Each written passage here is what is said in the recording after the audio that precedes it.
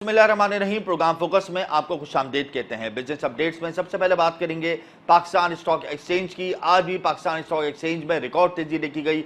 100 index अपने हिसाब का रिकॉर्ड तोड़ता हुआ नए रिकॉर्ड बनाने पर गामजन रहा। दौरान ट्रेडिंग 100 इंडेक्स 1400 पॉइंट्स प्लस हुआ और तारीख में पहली बार 81,400 पॉइंट्स की हद अबूर कर गया। सेंटिमेंट्स बहुत ज्यादा पॉजिटिव हैं। सिलेक्टेड स्टॉक्स में काम हुआ लेकिन जमकर काम हुआ।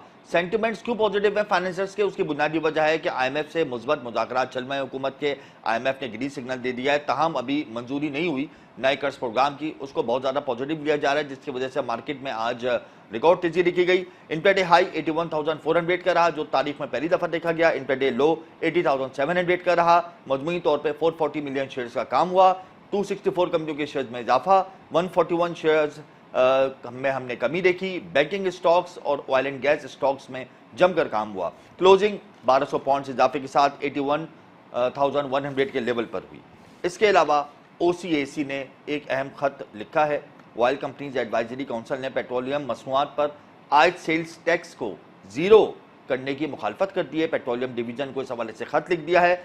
इस मामले को बहुत ज़्यादा सीरियस लिया जा रहा है। रिफाइनरी सेक्टर पर इसके नेगेटिव इम्पैक्ट्स आने शुरू हो गए हैं। $5 अरब का green field oil refinery upgradation project खतरे में पड़ गया है। जाहिर सी बात है, जब रिफाइनरी सेक्टर पर आप सेल्स टैक्स को जीरो कर देंगे तो फिर क्लेम जो हासिल किया जाता था वो नहीं अब हासिल होगा। इनपुट क्लियरेंस उनको नहीं मिलेगी क्लेम की, जिसकी वजह से रिफाइनरी सेक्टर में जो बड़े पैमाने पे एक रिफाइनरी में इन्वेस्टमेंट होने वाली थी कि उसको अपग्रेड किया जाएगा, ब्राउन फील्ड से ग्रीन फील्ड पे लाया जाएगा।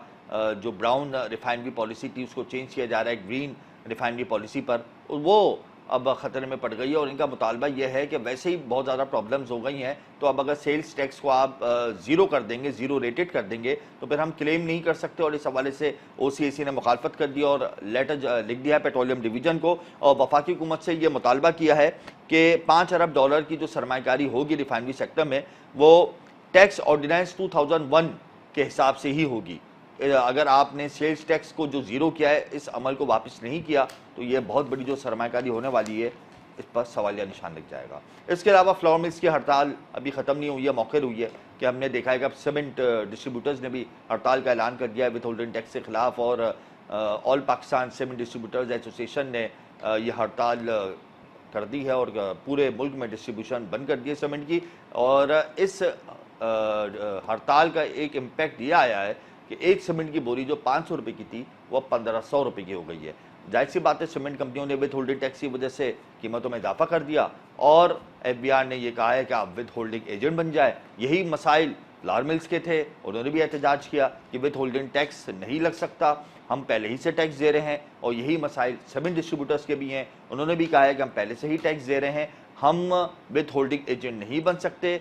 ये वो देखें, ये वो ट्रांजेक्शन्स हैं जिसका कोई रिकॉर्ड नहीं होता। विद होल्डिंग एजेंट्स नहीं बन सकते, ये काम एफबीआर का है। विद होल्डिंग टैक्स हम नहीं दे सकते जो आयद किया गया है। आप ऑलरेडी हम टैक्स पेयर में आते हैं, तो ये मसाइल हैं जिसको लेकर ऑल पाकिस्तान सीमेंट डिस्ट्रीब्यूटर्स ने हड़ताल कर दी है। और इस हवाले से भी आज हम प्रोग्राम में बात करेंगे। थर्ड कैटेगरी के अंदर इनको डाला है और ये जो थर्ड शेड्यूल में जो डाला है बजट में सीमेंट डिस्ट्रीब्यूटर्स को, इससे इस टैक्स का इनके ऊपर नफाज हुआ, ताकि उन्होंने कहा है कि हमें आप थर्ड शेड्यूल से निकालें। इसके अलावा फेडरेशन चैम्बर ऑफ कॉमर्स ने आज हंगामी इजलास तलब कर लिया और बिजली की कीमतों में जो हालिया इजाफा हुआ है और फिर दीगर ममालिक की अगर बात करें तो पाकिस्तान में जो बिजली के रेट है सनदों के, वो बहुत ज़्यादा हैं। तो इंटरनेशनल ऑर्डर्स जो हैं वो मिलना मुश्किल हो रहे हैं और अगर मिल रहे हैं तो वो मीट नहीं हो रहे। जाहिर सी बात है, जब इंडिया, बांग्लादेश, वियतनाम और दीगर ममालिक से सस्ती एक्सपोर्ट होगी, उनको सस्ता माल मिलेगा, तो वो पाकिस्तान से क्यों बनवाएंगे, ख्वाह वो टेक्सटाइल के हो या फूड एक्सपोर्ट हो या XYZ, कोई भी आप एक्सपोर्ट सेक्टर उठा लें। तो उनका ये कहना है फेडरेशन चैम्बर ऑफ कॉमर्स का, जो बिल्कुल दुरुस्त कहना है, कि आप बिजली तो इतनी सस्ती करें या कम अज़ कम सस्ती नहीं कर रहे तो उन ममालिक के बराबर ले आएँ जो हमारे मुकाबिल खड़े में हैं, ताकि हम एक्सपोर्ट करें। हम रेमिटेंसेज को बेहतर करने की बात कर रहे हैं, हम एक्सपोर्ट को बेहतर करने की बात करें, लेकिन अफसोस इस बात का है कि हम IMF के कहने पे मजीद टैक्सेस का बोझ लादे जा रहे हैं। पेट्रोलियम मसनूआत की कीमतों में इजाफा का आज होगा। बिजली की कीमतों में भी इजाफा होने जा रहा है, गैस की कीमतों में भी इजाफा होने जा रहा है। इससे मुआशी पहिया मुस्तकिल मुंजमद हो जाएगा और इसी हवाले से आज हंगामी इजलास तलब कर लिया, प्रेस कॉन्फ्रेंस भी की जाएगी। इन तमाम मौज़ूआत को हम तफसीली डिस्कस करेंगे, लेकिन यहाँ वक्त एक ब्रेक था, हमारे साथ रहिए। Welcome back. प्रोग्राम इस वक्त हमें ज्वाइन कर चुके हैं चेयरमैन एप्टमा आसिफ इनाम। बहुत शुक्रिया आसिफ साहब, आपने अपना कीमती वक्त दिया। फेडरेशन चैम्बर ऑफ कॉमर्स ने हंगामी इजलास तलब कर लिया। आपसे कुछ देर के बाद एक अहम press conference federation chamber of commerce Karachi में होगी, आप भी शिरकत करेंगे, आला क़यादत भी होगी। बिजली के बिलों में मुस्तकिल इजाफा हो रहा है, गैस की कीमतों में इजाफा हो रहा है, सनती यूनिट्स बंद हो रहे हैं, किस तरीके से हम एक्सपोर्ट को बेहतर करेंगे, इंडस्ट्रियलाइजेशन को चलाएंगे, क्या एजेंडा है आप लोगों का? जी बिस्मिल्लाहिर्रहमानिर्रहीम। अब तो ये तकरीबन सारे लोगों को भी ये सारी बात पता चल गई है कि जो कैपेसिटी पेमेंट है यही मेजर हैजर्ड है, और वो भी ज़ाहिरी बात है कि जो कैपेसिटी है वो बहुत महंगे भाव पे ली गई है। तो एक तो अनबेरेबल भाव, उसके बाद वो भी टेक और पे होने की वजह से बगैर इस्तेमाल की उसकी कीमत, तो ये तो दो अच्छा हो गया। तकरीबन 2 ट्रिलियन जो है वो अभी कैपेसिटी पेमेंट है, जो बढ़ के 2.7 2.8 हो जाएगी साल 1.5 साल में। तो वो तो अनबेरेबल होती जाएगी। कंजम्पशन कम हो रही है, जून टू जून 18% माइनस हुई है। अब इसमें हमने यही रिक्वेस्ट की है कि जी इनको सबको रीनेगोशिएट करें, इनको टेक और पे से हटाएं, और कोई हल है नहीं। अच्छा, ये 2 ट्रिलियन 2.5 ट्रिलियन जो है ना, ये मुल्क को 6 ट्रिलियन का नुकसान पहुंचा रहा है। क्योंकि जब इतना महंगा रेट है तो नई फैक्ट्री नहीं लग रही, नई फैक्ट्री नहीं लग रही तो जॉब नहीं, तो जॉब नहीं तो टैक्स नहीं। तो वो सारा सिस्टम जो है ये 4-5 साल से इन्होंने, मतलब 2-3 साल बीच में जब एनर्जी का रेट ठीक था तो उसमें तो कोई आपने देखा कि 28% ग्रोथ आ गई थी लार्ज स्केल की, अब तो नेगेटिव है। तो जब आपने एनर्जी से सहूलत मिली है, 7-8% ग्रोथ करना शुरू कर दी। आसिफ साहब, आज जो प्रेस कॉन्फ्रेंस होगी, क्या उसमें ये ऐलान हो सकता है कि सनतें वक्ती तौर के लिए बंद कर दें? वैसे ही बंद हो रही हैं जब वायबल नहीं है तो, वो तो वैसे ही बंद हो रही है, किसी को कहने की जरूरत है नहीं। देखिए, इंडिया में तकरीबन जो नए सनती जोन है वहाँ 5 सेंट की बिजली दे रहे हैं, तो आप मुझे बताएं 15 सेंट में यहाँ से कैसे कोई मसावती तौर पे चलेगा। जब हम बिजली खरीदते हैं तो हम इंडिया को या किसी चीज को नहीं देख रहे होते, हम बस देख रहे होते हैं कि धड़ाधड़ लगा लो। अच्छा, जरूरत नहीं है वो भी लग गए। बस एक प्रोजेक्ट लगा है जो आप चला ही नहीं रहे या आपको चाहिए ही नहीं बिजली, वो तो कोई तुक नहीं थी लगने की, जिसका इन्वेस्टमेंट के लिए हम इन्वेस्टर ले आए। भाई इन्वेस्टर क्या ले आए, चाहिए ही नहीं था, वो तो इन्वेस्टमेंट लाइबिलिटी बन गया। अच्छा आसिफ साहब, बिजली की कीमतों में कमी तो की थी, वजीर आजम ने ऐलान तो किया है, तो क्या उसमें फिर दोबारा इजाफा कर दिया क्या? नहीं, वो we don't want to be thankless. उन्होंने तकरीबन क्रॉस सब्सिडीज खत्म की हैं और तकरीबन 11 रुपए का उससे इम्पैक्ट आया है। तो उससे ये हुआ है कि जो 7-8 रुपए बढ़े वो उसमें एब्जॉर्ब होकर हमारी 2 या 3 रुपए की टोटल कॉस्ट कम हुई। मैं कम होने के बाद, यानी अभी एक यूनिट, एक सनती यूनिट कितने का पड़ रहा था और कम होने के बाद कितने का पड़ रहा है आपको? जी तकरीबन आप समझिए कि 1-2 रुपए का ही फर्क पड़ा है, क्योंकि कुछ फिक्स चार्ज वगैरह का डिपेंड ऑन यूज, किसी को बराबर पड़ा है, किसी को 2-3 रुपए जो फुल 24/7 यूज करते हैं उनके लिए खासी बेहतरी आ गई, उनको 2-3 रुपए का फर्क है। मगर प्रॉब्लम यही है ना कि ये यूनिट आज ऑलरेडी जो है ये 15 सेंट का है। तो जो मसाफती जो हमारे कॉम्पिटिटिंग कंट्री है वहाँ तो ये उससे आधा, क्या कहीं एक तिहाई है, कहीं आधा है, मैक्सिमम भी 8 साढ़े 8 से ऊपर कहीं भी नहीं। अच्छा, टेक्सटाइल सेक्टर की अगर मैं बात करता हूँ तो उनको ऑर्डर्स तो पिछले साल के मिले हुए थे जो फुलफिल कर दिए और हमारी एक्सपोर्ट 30 अरब डॉलर के करीब रही या थोड़ी बहुत उससे तजावुज़ कर गई। अब जो ऑर्डर्स मिलेंगे आपको, और अगर आपके कॉम्पिटेंट उससे सस्ते ऑर्डर जो हैं वो मीट करेंगे, तो हम लोग कहाँ खड़े हुए, किस तरीके से हम 33 अरब डॉलर को छुएंगे जो हमने टारगेट रखा है एक्सपोर्ट का? क्या हमारा विजन होगा, क्या हमारी डायरेक्शन होगी, हम क्या करने जा रहे हैं? जी, हम तो इसमें सिर्फ दरखास्त ही कर सकते हैं और क्या कर सकते हैं, और मेहनत कर सकते हैं, जो अब we are trying our level best. But unfortunately ये कोई परपेचुअल लॉस तो कोई नहीं कर सकता। लोग लॉसेस कर करके जो है वो बंद हो रहे हैं। इसमें ज़ाहिर बात है एक फ़र्क है। देखिए, कुछ लोगों को 11 रुपए की गैस मिलती रही अभी तकरीबन कोई साल पहले तक, तो वो उनको उनके अंदर क्वेश्चन है कि वो अपने आप को ज़्यादा बेहतर चला सके, उनको वो लॉसेस ही नहीं हुए। जो देखिए 3 एनर्जी टैरिफ थे ना मुल्क में, तो जो लोएस्ट टैरिफ था उसने तो अभी भुगतना शुरू किया है, जो हाईएस्ट थे वो तो पहले से ही 2-3 साल से तबाह हो गए।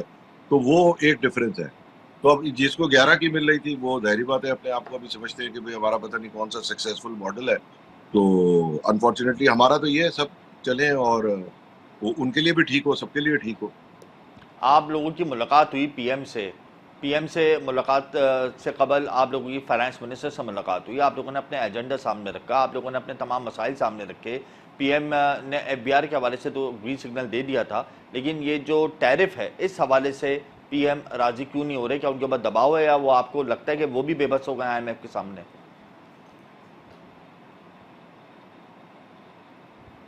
देखिए, इसमें आईएमएफ का कोई ताल्लुक नहीं है। अगर ये चीज की जरूरत के बगैर एक प्लान लगा लिया, उसमें आईएमएफ क्या कर सकते हैं? दूसरे, आईएमएफ को प्लान तो हम सबमिट करते हैं ना। अगर आज हम सबमिट करें कि हम इतने आईपीपीस को जो है वो जो पुराने हो चुके उनके जो उनको नेगोशिएट करके हम फारिग कर देंगे, तो आईएमएफ फारिग पूछेगा। जो स्टाफ लेवल एग्रीमेंट आप कहते हैं वो हमारा प्रपोजल होता है। आईएमएफ नहीं कहता बिजली बढ़ाओ, आईएमएफ तो कैसे कुछ भी नहीं कहता हमें। वो तो कहता है ये 100 रुपए है, ये 100 आपका खर्चा 105 होना चाहिए, बस खत्म। इससे ज्यादा नहीं, 100 आमदनी 105 खर्चा। वो तो सिर्फ टारगेट्स पे डील करते हैं। अब हमने अपना हुकूमत का साइज कम करना है, हमने लॉसेस कम करने हैं, हमने क्या करना है वो तो हमारा है। हम ग्रोथ भी अगर जी देखिए आज ये जब अगर बिजली वगैरह सस्ती हो जाती है और दूसरी एनर्जी सस्ती हो जाती है तो ग्रोथ आपकी खुद ब खुद। इस वक्त जो हमारा टैरिफ है गैस का, वो इंडिया के एलएनजी से महंगा हो चुका है, जो वो प्योर एलएनजी चला रहे हैं। जी। तो अब आईपीपीस के साथ जो मुआहदे हैं, आप लोग प्रेस कॉन्फ्रेंस में ये हुकूमत से मुतालबा करेंगे कि उनमें तरमीम की जाए, क्योंकि फाइनेंस मिनिस्टर अभी चाइना जाने वाले हैं और वो रीनेगोशिएट करेंगे, रीशेड्यूल करेंगे आईपीपीस के और दीगर कर्जों को लेकर। तो अगर क्या आपको लगता है कि हमें इतना पोटेंशियल है कि हम आईपीपीस के एग्रीमेंट में तरमीम करा सकेंगे? देखिए, ये तो आपने मोहम्मद अली कमीशन साहब में की जो रिपोर्ट थी पूरी, उसमें तमाम चीजें वो सब लिखी हुई है, किस तरह हुआ है, क्या हुआ है।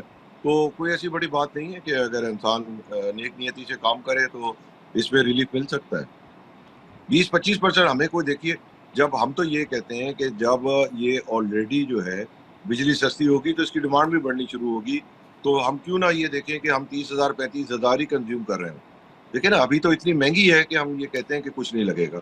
जब सस्ती हो जाएगी तो वो विन विन दोनों के लिए होगा ना। एक चीज नेमत है, आज लगा हुआ है कोई प्लांट, आप उसको 6 सेंट पे ले आते हैं और वो चलता रहता है, तो सबका फायदा है ना।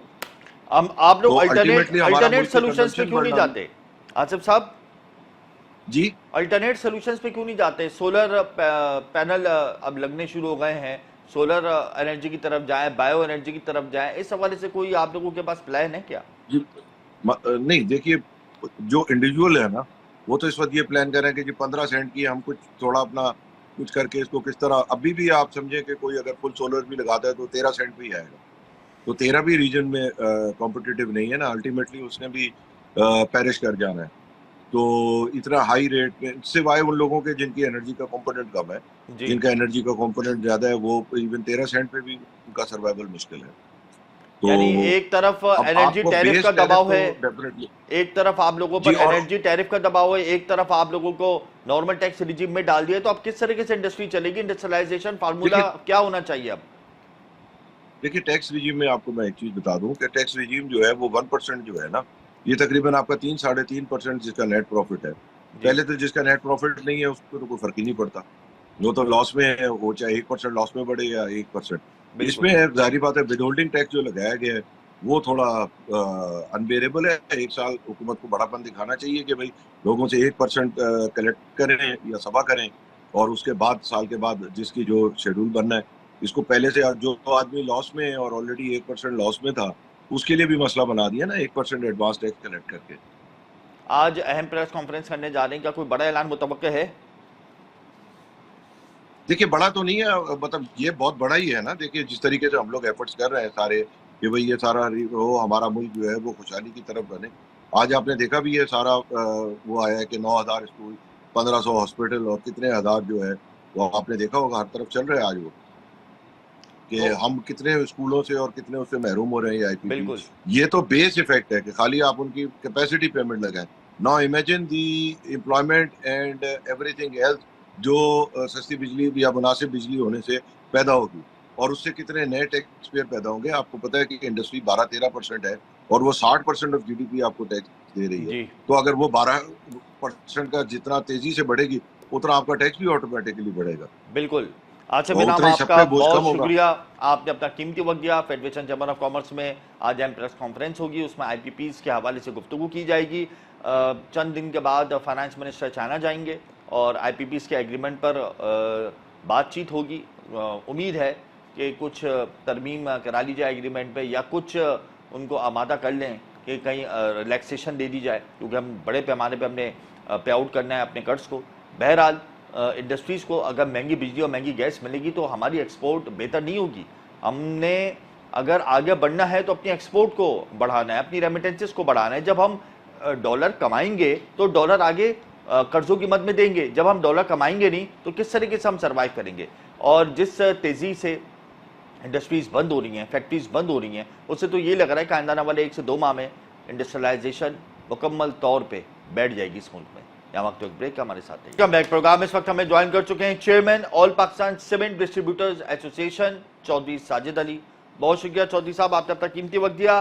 फ्लोर मिल्स की हड़ताल अभी खत्म नहीं हुई थी कि आप लोगों ने भी हड़ताल शुरू कर दी है विद होल्डिंग टैक्स के खिलाफ, और मुल्क भर में सीमेंट की डिस्ट्रीब्यूशन को रोक दिया है। एजेंडा क्या है और क्या ये हड़ताल गैर मुइना मुद्दत तक के लिए, क्या हुकूमत ने इस हवाले से आप लोगों से रब्ता किया है कोई? बिस्मिल्लाहिर्रहमानिर्रहीम।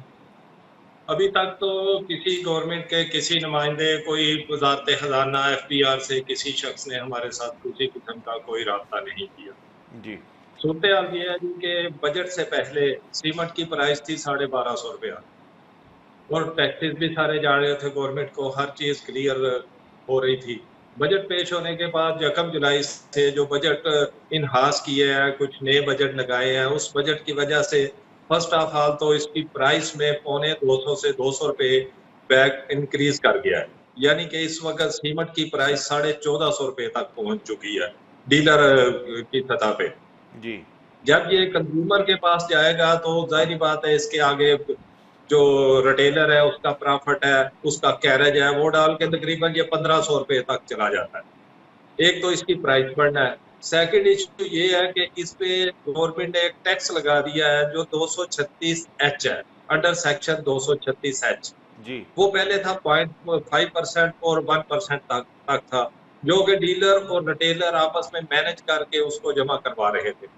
अब उसको उठा के इन्होंने 2.5% कर दिया, और इस प्राइस पे अगर उसको निकाला जाए तो उसकी प्राइस बनती है 35 रुपीज पर बैग, यानी कि 35 रुपए।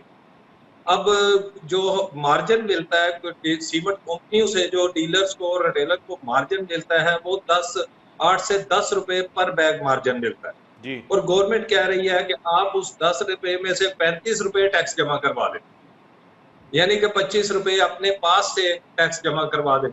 हम इसको चला ही नहीं सकते, हम इसको जमा ही नहीं करवा सकते, हम इसको कैसे जमा करवाएं? दूसरी तरफ सीमेंट को उठा के इन्होंने FMCG में डाल दिया, यानी कि फास्ट कंज्यूमर मूविंग गुड्स में डाल दिया जी। जिसकी वजह से ये 3rd शेड्यूल में चला गया। जब ये चीज 3rd शेड्यूल में जाती है तो उसके ऊपर बैग के ऊपर MRP लिखा जाता है, यानी उसकी प्राइस फी बैग। इस वक्त सीमेंट के बैग की प्राइस है 1450 रुपए, जो उसके ऊपर प्रिंट की जाती है। अगर तो ये प्रिंट ना हो तो जो रिटेलर पे 236H लगा है वो 35 रुपए उसकी प्राइस में डाल के तो वो आगे अपना कारोबार शुरू कर दे। दूसरी तरफ गवर्नमेंट कहती है कि आप इसको जो प्राइस लिखी होती है, एक असूल है कि उसके तहत चीज को बेचा जाता है। जब कंपनी सीमेंट कंपनी उसके ऊपर प्राइस लिखती है तो मैं आगे वाला 35 रुपए का टैक्स जो है वो कहाँ से पे करूँ? अच्छा, ये बताएं कि डिस्ट्रीब्यूटर की इनकम पर क्या टैक्स है? डिस्ट्रीब्यूटर की इनकम पर हमने सुना है कि कोई टैक्स नहीं है, कंपनीज जो हैं उनके ऊपर है, सीमेंट कंपनीज के ऊपर है, रिटेल के ऊपर है, लेकिन जो बीच में जो डिस्ट्रीब्यूशन है वो किस तरीके से अपनी इनकम को मैनेज करते हैं FBR के क्लॉज के हिसाब से? जी, मैं वादे करता हूँ जी, इसको बहुत अच्छा है। मैं तो खुश हूँ जी कि आपने मुझे मौका दिया है, तो मैं अपने ख्यालात जो है वो अक्खा में बाला तक पहुँचाऊँ, और अगर कोई गलत चीजें हैं तो उसका ज़ाला हो सके।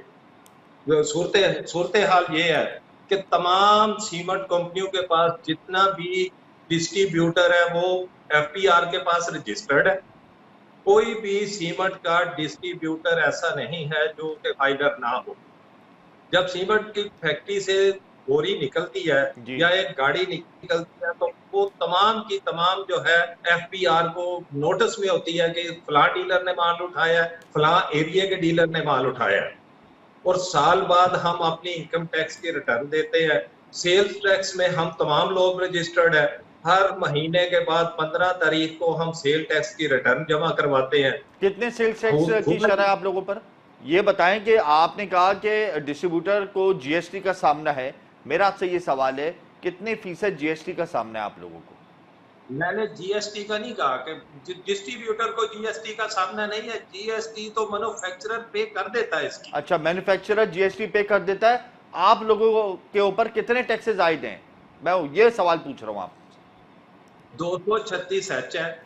236 एच के तहत कितना टैक्स देते हैं आप लोग के, उसकी क्या शरह है? टर्नओवर टैक्स है जी हमारे ऊपर आयद है। कौन सा टैक्स? टर्नओवर टैक्स की क्या शरह है, कितने, क्या रेशियो है उसका? पहले 0.25 थी जी, अब वो जो नोटिस आ रहे हैं वो 1.25 के आ रहे हैं। यानी 1.25 आपका टर्नओवर टैक्स है जो आप पहले से पे करते आ रहे हैं। 0.25 पहले से पे करते आ रहे हैं। इस बजट में वो 1.25 के नोटिस उन्होंने कहा है कि 1.25 हो गए। तो 1.25 टर्नओवर टैक्स की वजह से आप लोगों ने सीमेंट की डिस्ट्रीब्यूशन की स्ट्राइक कर दी है गैर मुइना मुद्दत के लिए मुल्क भर में। 3 चीजें हैं जी, मैं 3 चीजें वादे करता हूं जिसकी वजह से हमने हड़ताल की है जी। एक है 236 एच, दूसरा है टर्नओवर टैक्स, सही है, तीसरा है POS, point of sale. Point of sale, yes. अच्छा, ये जो 236 एच है इस क्लॉज की क्या डिस्क्रिप्शन है, थोड़ा आप वाजे करेंगे? मैं आपको पहले बता चुका, मैं दोबारा इसको वादे करता हूं जी। ये पहले इसकी शरह थी 0.5%, अब वो बढ़ाकर 2.5% कर दी गई है, जिसका इम्पैक्ट डीलर पे 35 रुपीज पर बैग आया है। सही, यानी ये मैन्युफैक्चरर्स पे आयद की गई है और इसका इम्पैक्ट आप लोगों के ऊपर आया है। ये मैन्युफैक्चर पे आयद नहीं की गई, ये रिटेलर और डीलर पे आयद की गई है, जिसका इम्पैक्ट आप लोगों के ऊपर आया और सीमेंट की बोरी की कीमत में इजाफा हो गया है। जी बिल्कुल हुआ है। अच्छा, अब ये हमें आपके ऊपर जो अब ये टैक्सेस आयद किए गए हैं, इन टैक्सेस की वजह से आपने जो स्ट्राइक की कॉल दी है ये गैर मुइना मुद्दत के लिए, तो इस हवाले से आप और मैन्युफैक्चरर्स एक पेज पर हैं? ये गैर मुइना मुद्दत के लिए है जी, जब तक हमें रिलीफ नहीं मिलेगा हम अपनी जेब से तो नहीं पे कर सकते। कोई भी कारोबार उतनी देर तक चलता है जितनी देर तक उसमें प्रॉफिटेबिलिटी होती है। जिस कारोबार में प्रॉफिट नहीं होगा वो कारोबार बंद हो जाता है। इस वजह से हमने अपने कारोबार रोक दिए हैं, हड़ताल पे चले गए हैं कि हमारी बात सुनी जाए। एफपीआर या गवर्नमेंट के दूसरे नुमाइंदे हमारे साथ बैठे, हम उनको बेहतर तरीका बता सकते हैं, उसका हल बता सकते हैं, हमारे साथ बात की जाए। आपके साथ बात की जाए। बहुत शुक्रिया चौधरी साजिद अली, आपने अपना कीमती वक्त दिया। All Pakistan cement distributors association और all Pakistan cement manufacturers association एक पेज पर इकट्ठे हो गए और all Pakistan cement distributors association ने मुल्क भर में सीमेंट की सप्लाई रोक दी है, गैर मुइना मुद्दत के लिए हड़ताल का ऐलान कर दिया है। टर्नओवर टैक्स 236 एच और एफएमसीजी यानी थर्ड कैटेगरी में इनको शामिल किया गया है। इन टैक्सेस का बोझ इन पर डाला गया है जिसकी वजह से सीमेंट की कीमत में इजाफा हो गया है और एफबीआर कह रहा है कि जो प्रॉफिट है उससे ज्यादा आप टैक्स दें। ये कहना है चौधरी साजिद अली का। इस ज़िमन में इन्होंने हड़ताल की है। हुकूमत इनसे मुज़ाकरात के लिए कोई पैगाम दे, ये बात करने को तैयार है, एफबीआर से भी बात करने को तैयार है। इनके पास एक फार्मूला है कि किस तरीके से टैक्स जमा कराएंगे। बहरहाल फ्लावर मिल्स एसोसिएशन के बाद सीमेंट डिस्ट्रीब्यूटर्स एसोसिएशन ने भी मुल्क भर में स्ट्राइक की कॉल दे दी है। विथ होल्डिंग टैक्स से नफाज के बाद ये तमाम मामला हम देख रहे हैं। बहरहाल IMF का कहना है कि किसी भी ट्रांजैक्शन पे जो अथॉरिटी इन्वॉल्व हो रही है, जो सेक्टर इन्वॉल्व हो रहा है, ख्वाह वो मैन्युफैक्चर हो, डिस्ट्रीब्यूटर हो, रिटेलर हो, होलसेलर हो, कोई भी हो, उस पर उसकी इनकम पर टैक्स लगेगा। ये साफ वाज़े अल्फाज IMF कह चुका है। तो इसी बिना पर विद होल्डिंग टैक्स या टर्नओवर टैक्स लग रहा है, एडवांस टैक्स लग रहा है, जिसकी वजह से लोगों को तकलीफ हो रही है। या वक्त एक ब्रेक का, हमारे साथ रहिए। वेलकम बैक स्टूडियो में। इस वक्त हमें ज्वाइन कर चुके हैं सलमान नकवी, मौसी तजकार हैं। बहुत शुक्रिया सलमान साहब, आपने अपना कीमती वक्त दिया। पाकिस्तान स्टॉक एक्सचेंज में आज तारीख रकम हुई है 100 इंडेक्स तारीख के बुलंद तरीन सतह पर ट्रेड हुआ। दौरान ट्रेडिंग साफ का रिकॉर्ड तोड़ते हुए 100 इंडेक्स ने तारीख रकम कर दी है। इस हवाले से हम आपसे गुफ्तगू करेंगे। वजूहात क्या हैं इतनी रिकॉर्ड तेजी की, जब सोवरेन वेल्थ फंड के ऊपर सवालिया निशान उठ गया है आईएमएफ की तरफ से कि आप इसको खत्म करें और मार्केट इस हवाले से माइनस भी गई थी। तो आज दौरान ट्रेडिंग 1400 पॉइंट प्लस और जो 81,400 का लेवल एनवीट इंडेक्स ने क्रॉस किया है, क्या वजूहात है? क्या आईएमएफ से मुज़ाकरात की वजह से है? बिस्मिल्लाहिर्रहमानिर्रहीम। यकीनन आईएमएफ से जो डील हुई है पाकिस्तान की जी, ये एक डायनामिक्स चेंज है और अब अल्हम्दुलिल्लाह पाकिस्तान जो है अगले कम से कम 2-3 बरस तक जो है वो डिफ़ॉल्ट होने के ख़तरे से महफूज हो चुका है। Sovereign default, yes, sovereign default उससे महफूज हो चुका है। और इसके साथ साथ जो है पाकिस्तान अपने तमाम कर्जे जो उसने अगले 2 से 3 साल में अदा कर सकते हैं, अब उनको अदा करने की राह भी हमवार हो गई है। आईएमएफ की डील होना एक बहुत बड़ा संग मील इस सेंस में होता है, एक तो हमारे यहाँ फिस्कल डिसिप्लिन आता है, बल्कि मैं तो ये कहता हूँ हमेशा ही आईएमएफ की डील रहे ताकि कुछ काम हो जाए, क्योंकि हमारी जो हुकूमती टीम है वो किसी काम के काबिल नहीं है, ना वो कुछ कर सकती है। जो कुछ कर रहा है आईएमएफ ही करता है। फिस्कल डिसिप्लिन आ जाता है, प्लस जितने भी मल्टीलैटरल और बायलैटरल डोनर्स होते हैं वो पाकिस्तान को फंडिंग प्रोवाइड करते हैं, वो विदाउट आईएमएफ कुछ भी नहीं देते हैं। उसमें चाहे चाइना हो, चाहे सऊदी अरब हो, चाहे वर्ल्ड बैंक हो या एशियन डेवलपमेंट बैंक हो, कुछ भी हो, तो वो फंडिंग आएगी। उसके बाद पाकिस्तान की रेटिंग बेहतर होगी, करेंसी स्टेबल होगी, मैक्रो इकनॉमिक्स स्टेबिलिटी आएगी और पाकिस्तान इंटरनेशनल मार्केट में जाके यूरो बॉन्ड भी इशू कर सकता है। और इस तरह पाकिस्तान अपने तमाम कर्जात को जो अगले 2 से 3 बरस में पाकिस्तान ने अदा करने उसे अदा करने की पोजीशन में आ गया। इसलिए आईएमएफ की डील का बहुत बड़ा एक इम्पैक्ट होता है और एक बहुत बड़ा रिलीफ होता है। पाकिस्तान स्टॉक एक्सचेंज ऑलरेडी 4-4.5 की प्राइस पी रेशो पर चल रहा है, which is very attractive in the region. और हिस्टोरिकली ये 7 की पी पर एवरेज रहती है, तो अभी गुंजाइश मौजूद है। मार्केट कैपिटलाइजेशन भी जो है वो 17% पर होती है, लेकिन अभी वो 10-12% पर है, उसमें भी काफ़ी गुंजाइश मौजूद है।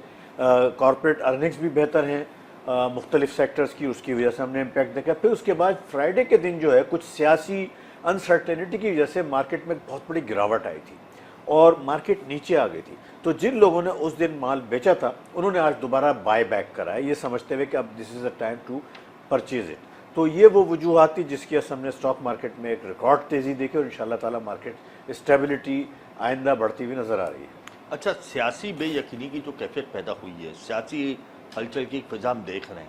आज भी हमने देखा है कि सियासी जमातों में तसादुम की एक फ़िज़ा है। तो अपकमिंग सेशन जो हैं उसके अंदर हम करेक्शन देखेंगे बड़ी। अब जाहिर सी बात है आईएमएफ का जो ये एग्रीमेंट होगा एग्जीक्यूटिव बोर्ड की मंजूरी के बाद ही होगा। तो अगर आईएमएफ भी ये देखेगा कि पाकिस्तान में पॉलिटिकल अनसर्टेनिटी है, अब हम किससे बात करें या जिससे बात कर रहे हैं उसका मुस्तकबिल क्या है, तो आईएमएफ एक स्टेप पीछे चला जाए, तो ये मुमकिन है कि हमने ऐसे हालात का भी सामना करना हो और फिर इसका क्या इम्पैक्ट स्टॉक मार्केट पर आएगा और दीगर फाइनेंशियल इंडिकेटर्स पर आएगा। देखिए, मैं नहीं समझता, क्योंकि पॉलिटिकल अनसर्टेनिटी तो 3-4 साल से चल ही रही है और हम तो यूज्ड टू हैं। यही आईएमएफ का पैकेज जब आज से 1.5 साल पहले आया था और स्टैंड बाय एग्रीमेंट के तहत $3 अरब पाकिस्तान को 9 महीने के लिए मिले थे, उस वक्त भी पॉलिटिकल अनसर्टेनिटी थी और स्टॉक मार्केट 40,000 से उठ के जो है 70,000 पर आ गई थी। और जब भी स्टॉक मार्केट में जब भी आईएमएफ का पैकेज पाकिस्तान को मिला है, 2004 में मिला था, पाकिस्तान ने बेमिसाल तरक्की की थी। 2013 में मिला था, पाकिस्तान ने बेमिसाल तरक्की की थी, स्टॉक मार्केट ने भी की थी। और इसी तरह 2023 जून में जब वो 9 महीने का एग्रीमेंट हुआ था तो स्टॉक मार्केट तकरीबन डबल बढ़ गया था। तो इससे इन्वेस्टर्स को एक कॉन्फिडेंस आता है। फिर उसके साथ साथ जो पॉलिटिकल अनसर्टेनिटी है उसकी डायरेक्शन ऐसी नहीं लग रही कि खुदा न खास्ता हुकूमत ख़त्म हो जाए या हुकूमत को कोई ख़तरा हो या कोई ऐसी बड़ी तब्दीली जो है वो होती नज़र नहीं आ रही। हाउएवर हम जो मीडिया है, जो चैनल है, उसके ऊपर हम बहुत सारे प्रोग्राम देखते हैं, सनसनीखेज़ चीज़ें देखते हैं, लेकिन मैं नहीं समझता कि वो इतनी ज़्यादा इम्पैक्ट कर सके फ़िलहाल।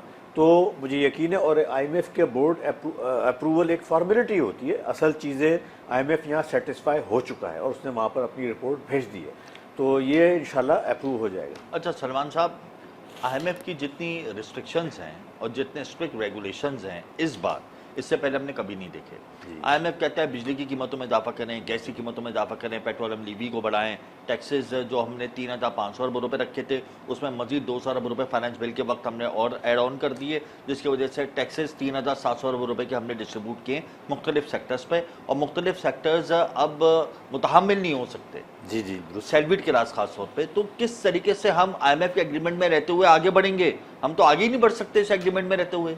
देखें IMF स्टॉक एक्सचेंज की तरक्की मुल्क की तरक्की तो नहीं है ना सर। देखिए IMF का जो पैकेज होता है ये सिर्फ स्टेबिलिटी लाता है। देखिए दो चीज़ें हैं, स्टेबिलिटी एंड ग्रोथ। पहले स्टेबिलिटी लाई जाती है, फिर ग्रोथ की तरफ जाया जाता है। अल्हम्दुलिल्लाह स्टेबिलिटी आती नज़र आ रही है, इस पर कमांड हो जाएगी इंशाल्लाह।